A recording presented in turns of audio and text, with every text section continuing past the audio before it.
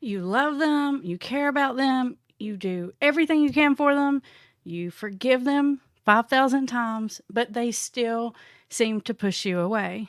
Well, probably better explained by more like a push pull. If you have a relationship with an addicted loved one, you probably know exactly what I'm talking about.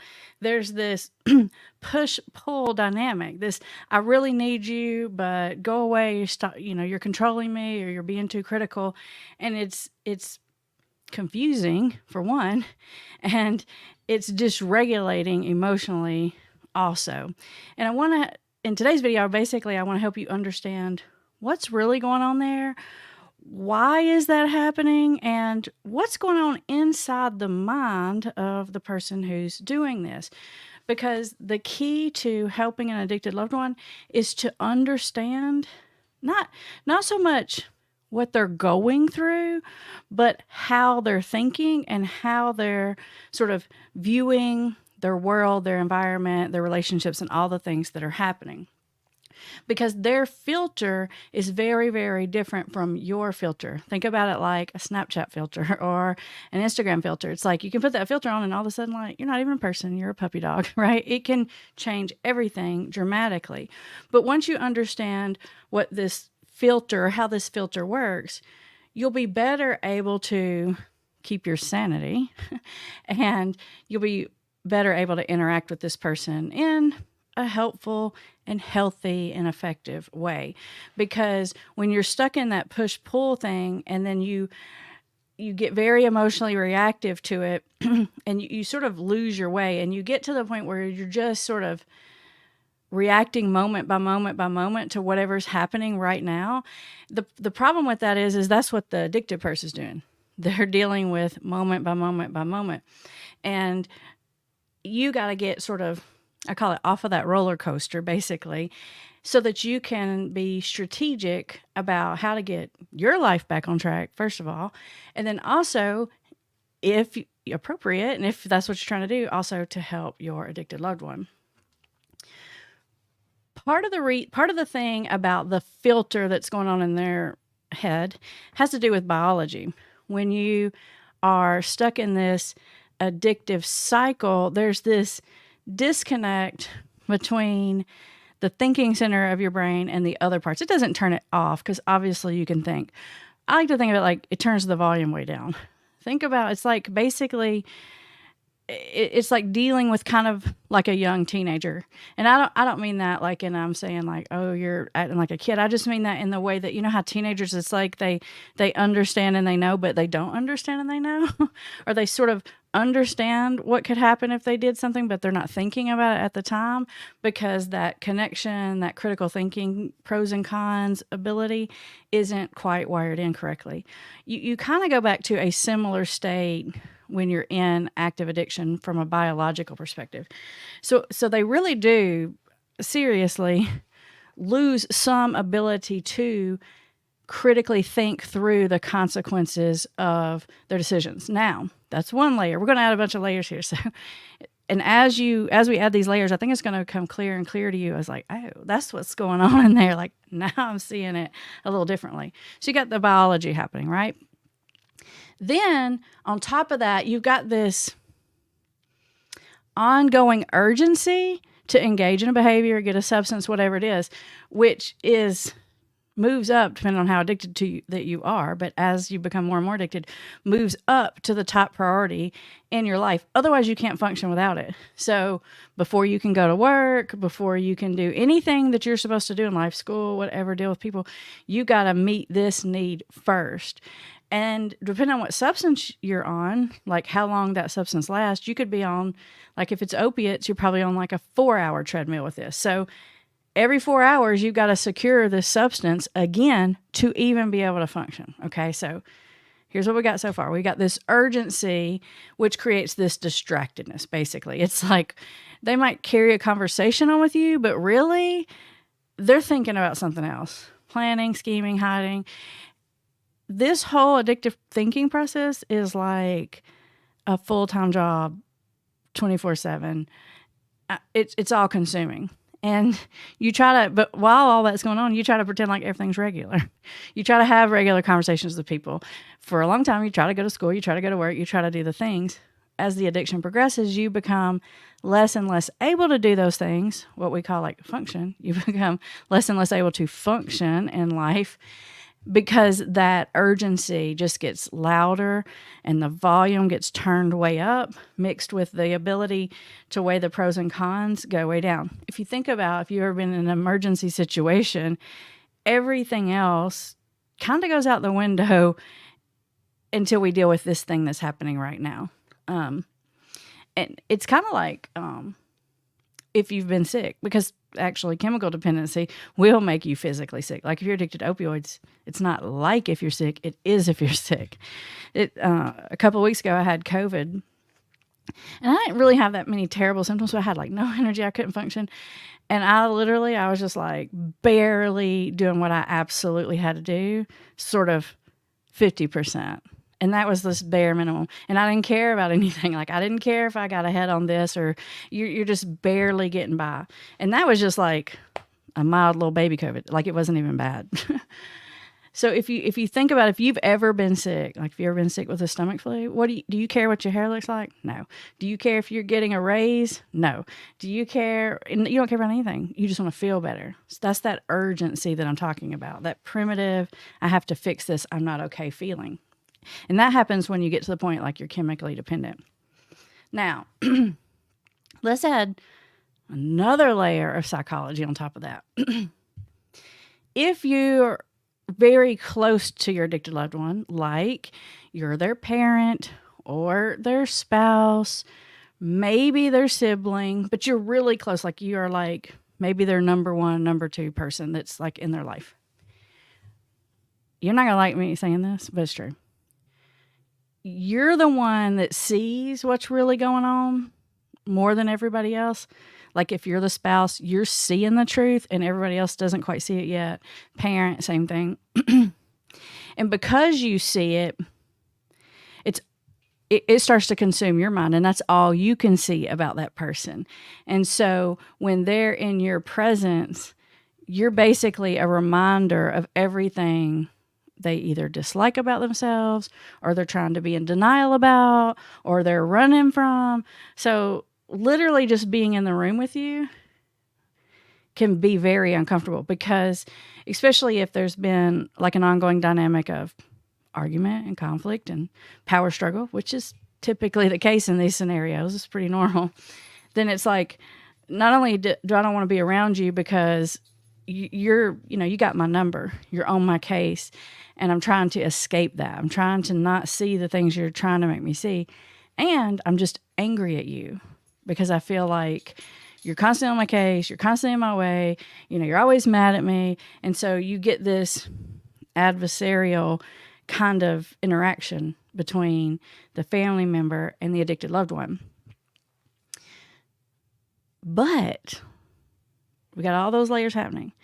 There's still this part inside where you have all that history with them, where they really actually do love you and they do connect to you, and you have all that history. And it's like, if you could peel off all the drama from the addiction underneath, inside of both of you, there's that love and connection that is very, very strong. And so because of that, we won't let each other go. Just like everybody in your life, your family members probably been saying, hey, you just need to let it go. You need to let them go on. You need to let them figure it out, but you can't do it. Same kind of thing in them. They're upset with you. They're frustrated with you. You're just annoying them half to death probably. But they have that thing inside that really does know they're mad at you, but they love you. Same thing, right? And that creates a push-pull relationship.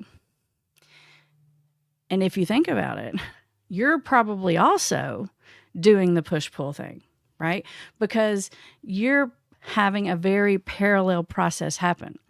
In your biology, you are also in crisis because this person that you love, maybe love most in the whole world, like if it's your kid or your spouse or something, is destroying their life and your life. So it's an emergency inside your head. And that begins to become all that you can think about. Just like it's all that that person can think about as a substance. All you can think about is solving this problem and what they're doing and what they're up to and are they lying and all this stuff. So you become to get more and more and more consumed with it, which makes you very distracted from all the other things that are going on in your life, your work, your friends, and everything else. And you're angry at them. But inside of you, you still see that person that you love and care about. And in fact, even when you interact with your addicted loved one, you will see glimpses, and it feels like, and it's real, like you can feel like, oh my gosh, like there they are. Okay, it's working, it's gelling. And then it goes away. And that's the crazy making part of it, because it's like they're there and then they're not. They're normal and then they're not. Well, were they faking before? What is going on? And it's just absolutely maddening. So both people have a push-pull relationship going on. With the family member, it's like, if you don't X, Y, or Z, I'm not going to do this or that. You got the ultimatums and the limits and the boundaries and the resentments on your side and on their side. And so it's very difficult to get out of a relationship like that. And on both sides, all the other people, if this is the addict, this is the loved one, everyone on this person's side, everyone on this person's side is probably saying, man, forget them. Like, just move on with your life or whatever. Because each person's perspective, they're going to their different support team, friends, family, counselors, or whatever, is probably saying, you don't need all that. You shouldn't be putting up with that. And everybody else is like pulling you away. But you have that deep love and connection that you just have such a hard time giving up on. And it's really hard on both sides because it's not all bad. It's inconsistent. And the inconsistency of it's really good and then it's really bad and it's really good and then it's really bad, that's what makes something addictive. The inconsistency of that like positive reinforcement. The more you have that, the more addictive something is, like gambling. It's inconsistent. You don't know you're going to win every time. You win sometimes and then you lose sometimes. And it's the inconsistency of it that makes it so addictive. And that is what's happening between you and your addicted loved one. You're stuck in this dynamic. Now, you can't do a lot you can't do anything about the biology part of what's going on with them, right? What you can do is you can help a little bit with how they see you and how they feel when they're around you. There's a lot of things that we talk about on this channel that you can do to get them to put the guard down, to get them to see you as an ally and not an enemy. Now, anytime I say that, I feel like I have to put like a little disclaimer in there. So let me just say it. I'm not saying that you should do that. I'm not saying that you ought to do that. It's not fair in any way possible. I'm just saying if what you want to do is get through to your addicted loved one, this is the way to do it. I hope you understand what I'm saying. Not saying you should, just saying if you want to, this is how to do it. You have to get yourself out of that bad guy role so that every time they see you, they don't feel anger, shame, guilt, resentment, all of those negative feelings. Because when you layer that on top of that urgency that's happening, that disconnect in their ability to really see things, because it's not, we talk about denial. Denial is more than just, I don't have an addiction. That's a piece of denial. But there's a bunch of other pieces of it too. Like, it's not really hurting you. You're overreacting. They can't see those things either. So there's that denial. So when you layer in that bad guy role over top of somebody's brain who's already over here on fire, you can see why it's just such an adversarial thing. It's almost like if you're trying to help like a wounded dog or something in your neighborhood and you're trying to walk up and help it, it's going to see you as a threat. So you have to interact in a very calm, very slow, very gradual way so that dog doesn't bite you even though you're trying to help it. That's what it's like, because it's this person, it feels under threat. In a lot of ways, they are under threat. They're in like a survival zone. Their anxiety's up. They're not sleeping good. They're irritable. They're thin-skinned. I mean, just a whole lot of things. So if you want to get out of it, you've got to get out of that bad guy role. Now, if you want to get out of your own emotional roller coaster, you've got to sort of back up a bunch of steps. It doesn't mean you have to, like, when I say back up, I don't mean throw them out or kick them out. although you could do that. I'm saying emotionally, like back it up a little bit. And whatever you need to do to get that distance, you do that. Take a break, whatever. So you can think strategically. Because you're in an emergency state, the thing that most family members do wrong is that they try to fix it all at once too fast. And not only that, not only is it like I'm trying to tell you got a problem, you need to go to treatment today, and harping on your case like I'm trying to like take you from 0 to 100 today. In addition to that, I also want you to acknowledge what you've done to me and be remorseful and apologize and be humble. Dude, it's way too much. So you've got to think, where are we at in this stage of the game? What level of denial we're in? Where are we at? And where would be the very next step? And you got to get a game plan on how do we get from where we are to the next step, not to the end goal, to the next step. Once you can get that step-by-step plan in place, you really can influence someone in the right direction.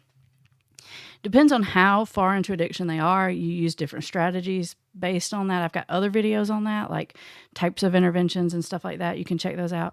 But that's what's going to allow you to get strategic. In order to do that, again, I'm not saying you should. I'm not saying it's fair, nothing. If that's what you want to do, then temporarily you have to let go of your resentments, anger, and hurts, because those are clogging up your judgment and they're going to keep you so emotional you cannot be rational. You cannot be losing your cool every time they lie to you. They're going to lie to you. They've been lying to you. They're just going to lie to you. You got to decide, which of these lies do I need to call out and which ones do I just need to let go? And you make that decision based on where we're at in those little stages and steps.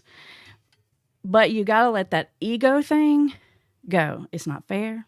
It should not be that way, but it is that way. That's the way, because that's the only way for you to get that person to let you even get close enough emotionally to be able to help.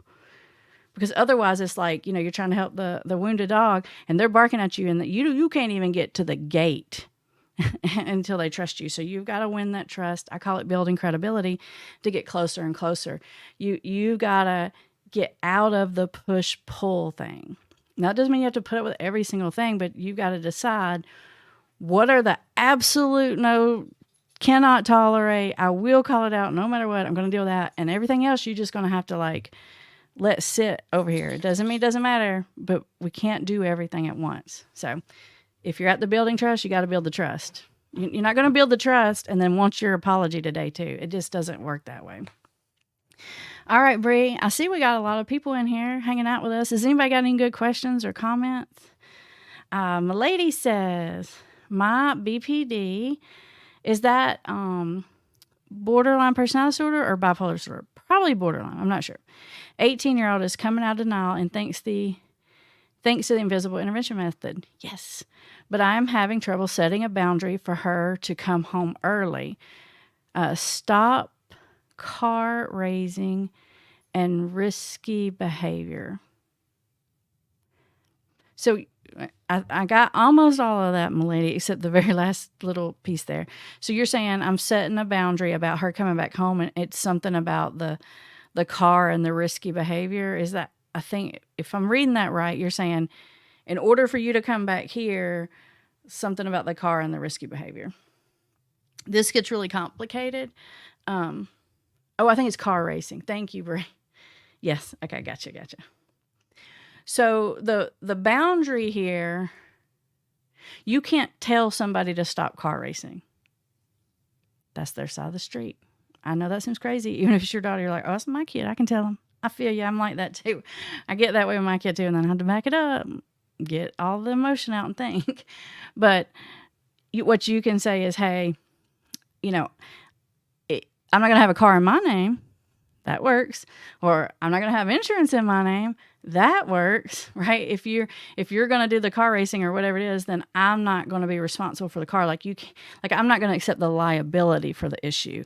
And that's where we get into my side of the street, your side of the street, like where the healthy boundary is.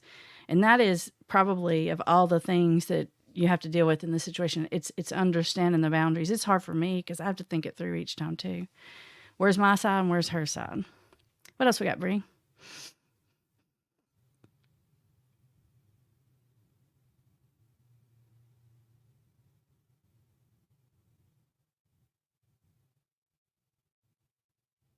Bree, are you frozen? Let's see. Here's one. I see one. I'll throw one up here. How can I talk to my husband about his addiction when he blames his drinking on chronic back pain for the last 3 years? He had many medical tests done, but the doctors cannot find anything wrong. That's a really great question. The first thing you have to do is you have to empathize with their situation. He's trying to say this and you're trying to force this, and you're on two different pages. He's trying to say, well, it's the only thing maybe is I'm guessing what you're saying is he says the only thing that helps my pain, these doctors are not helping me or something like that. I don't know what the truth in all that is, but instead of trying to force them to see their drinking problem, this is a great example of where you have to do the step-by-step thing. You're probably skipping some steps. Do you have the credibility? Have you built the trust? Like, have you got them to let you in close enough to be able to even hear or care what you have to say or trust what you have to say? So probably what's going to have to happen is you have to sort of back up and rebuild the relationship part before you can start trying to get them to see something that's very difficult to see. Like, I would never, like, when I get a client, meet them right at the gate and say, I know you're a drug addict. Your mama done called me and told me. Like, and I don't even have a relationship with this person. It would not go. Like, it depends on how fast I can build that. Some faster than others, but you got to do all the little steps first. It's like prerequisites. Bree, are you back? I don't know if you got frozen or what, so I threw one up there. Oh, here we go. You're back. My functioning alcoholic husband almost died 6 years ago from alcohol pancreatitis. Ooh, that's painful. He has definitely slows down, but says he isn't going to stop. If he drinks one drink, his mind is different. I can tell when he talks. He says stupid things. When I tell him this, he says, who cares? What do I say to him?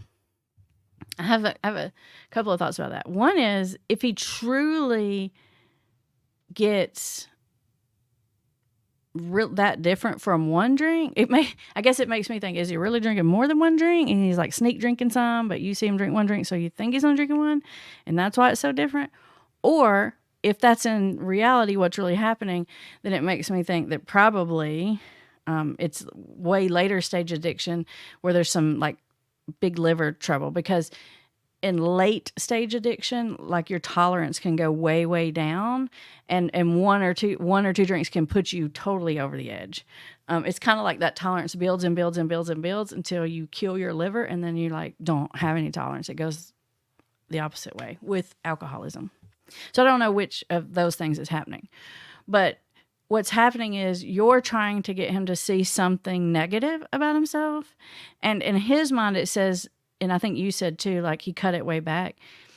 Last week, I think it was when Campbell was on here last week, we were talking about when to push and when not to.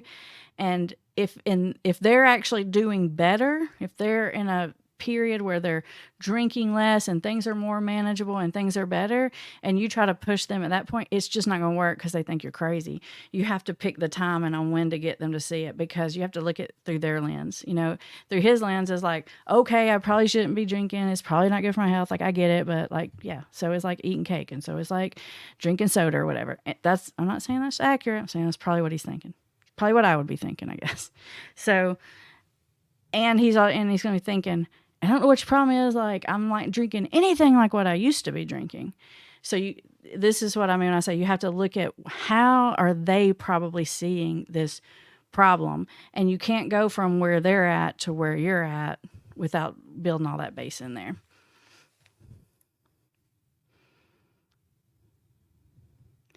RH says, my hubby is going to give up drinking for 2 months.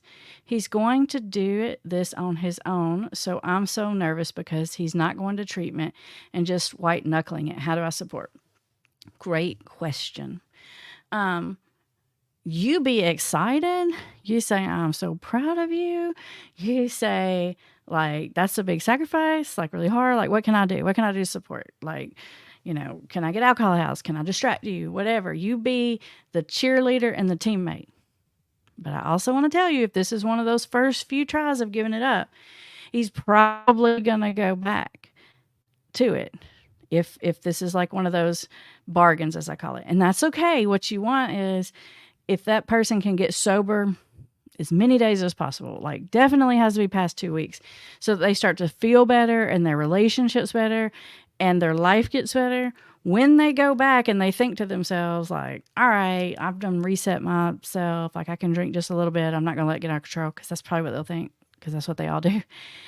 And their life goes downhill really quickly and all the same crap is happening to them. What you want is for them to be able to say, like, oh, grass was greener over there. So they can make that clear connection between, when I wasn't drinking, actually I felt better, I had more energy, I was getting on my wife, like I was doing good at work, all the things. But now here I am back in the same situation. So if you can go into it and just be really supportive, even if he's not going to agree to say, I'm never going to drink again, or I'm not going to go to treatment, say, hey, I just appreciate you addressing this issue. And that's how you get in alignment. Now, understand that it may not work 100%, but when you do it that way, you set yourself up to be able to continue to help and be a trusted advisor when it doesn't work.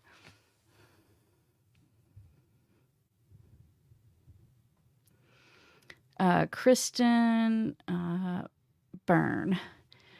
Do you say something when you suspect your addicted loved one has relapsed? And if so, what are the do's and don'ts of what you say or how you approach them? It's hard for me to give a super concrete piece of advice here. I would do this based on personality, probably. One of the ways that I would say is, instead of saying, I know you did this or that, because usually you might be right that they've relapsed, probably are, but you may not know every single thing about it. So if you say, like, I know you did X, Y, or Z specific thing, then they're going to get caught up on whatever little detail that you didn't say right, and they're going to argue about it. So don't do that. So you just want to say, hey, I'm having this gut feeling that this happened. So what's up? Do I need to do something?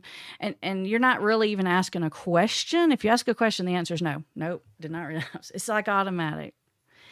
But if you say, hey, this is what I'm thinking, is this what's going on? Then they might say, no, I'm just tired. Like, why are you always think something?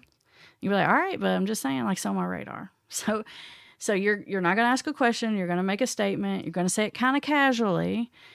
And then you're going to let them say what they're going to say. And that doesn't mean you have to agree with them. You can say, well, looks pretty sketchy to me, dude. And then just step back and see what happens. So what you're saying is, I know. You're not saying you have to stop or any of those things.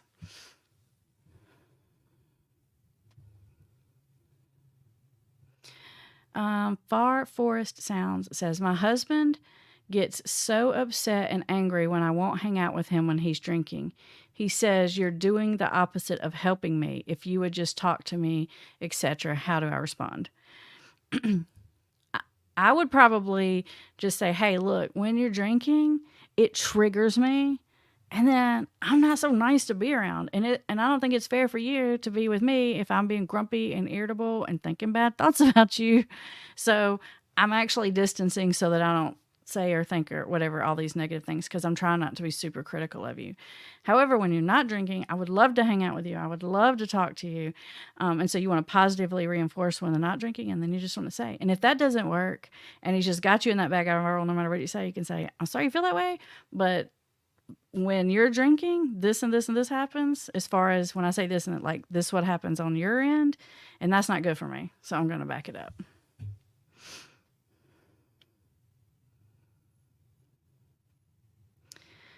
Glamosaurus Rex says, if they meet you while in active addiction, do they still love you? Sure. I mean, yeah, you can definitely, a person in active addiction can for sure love you. But what I can say to you is, when you're in active addiction, you cannot put that other person first in your life.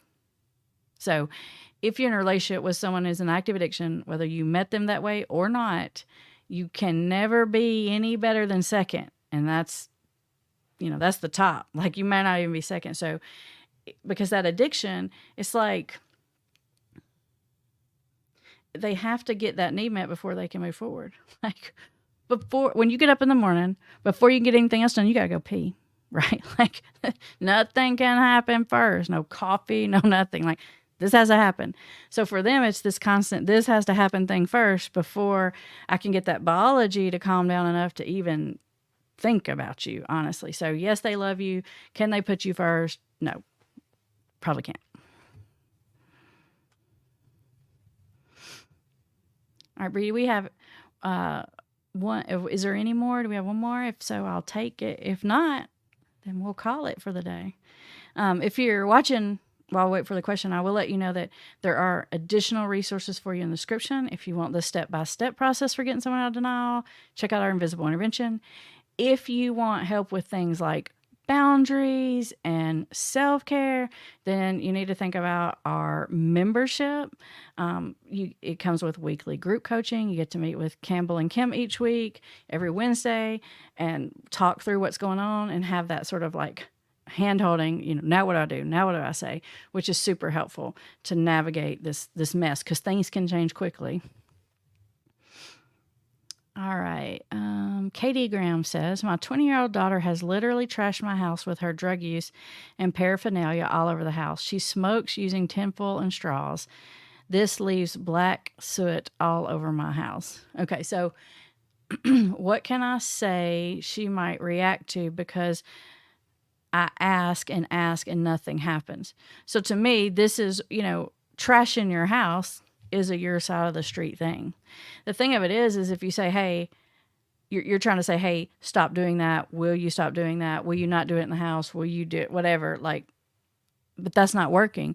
When you're asking someone to do or not do something and it doesn't work, it's not a matter of continue to ask them. It's a matter of saying, okay, then we can't do this. This arrangement isn't working for me, right? It's like if you have a boss that always schedules you on Saturdays, and you've told this boss, like, I can't work on Saturdays, like my kid has soccer, like I just can't do it, like over and over and over again. They just keep scheduling you on Saturdays. Are you going to continue to argue with that boss and have this? Or are you just going to say, hey, this arrangement isn't working for me? And unfortunately, it's probably going to come down to you taking an action, not having a conversation. All right, everybody, that is it for today. We are live every Thursday. So if you're watching on the playback, but you want to interact and come on here and ask a question or get some advice, join us on Thursdays at 1. And also we release new videos on every Tuesday morning. I'll see you guys soon. Bye.